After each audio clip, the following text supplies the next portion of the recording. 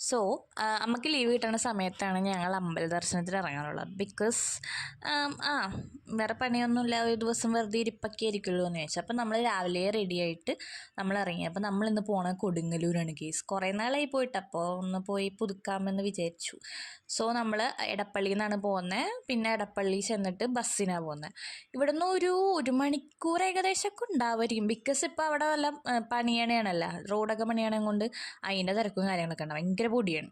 പിന്നെ നമ്മൾ അമ്പലത്തിലെത്തി നമ്മൾ നല്ല വെയിലുണ്ടായിരുന്നു. അമ്മ പറഞ്ഞാണ് കുട എടുക്കാമെന്നുണ്ട്. ഞാൻ പറഞ്ഞു കുട എടുക്കണ്ട വെറുതെ എന്നൊക്കെ പറഞ്ഞിട്ട് എടുത്തില്ല.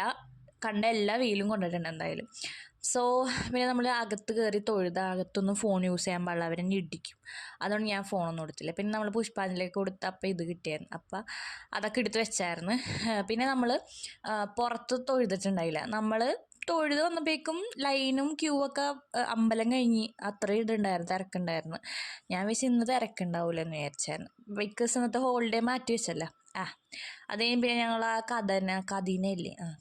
വെടി അത് ഇങ്ങനെ പൊട്ടാൻ വേണ്ടി ഞങ്ങൾ നോക്കിയിരുന്നു. എന്നിട്ട് അത് പൊട്ടി.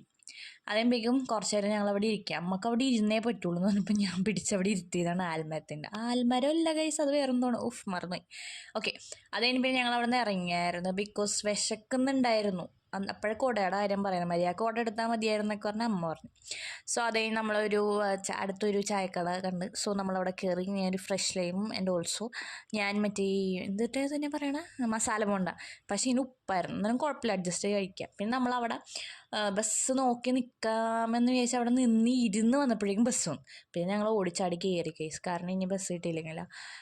പിന്നെ അവിടെ ബസ്സിൽ ഇരുന്ന് കിടന്ന് ഞങ്ങൾ ഉറങ്ങി കേസ്. അത് കഴിഞ്ഞ് പിന്നെ എടപ്പള്ളി അങ്ങോട്ട് എത്തിയപ്പോൾ നമ്മൾ ഓട്ടോ പിടിച്ചിട്ട് വീട്ടിൽ പോയി.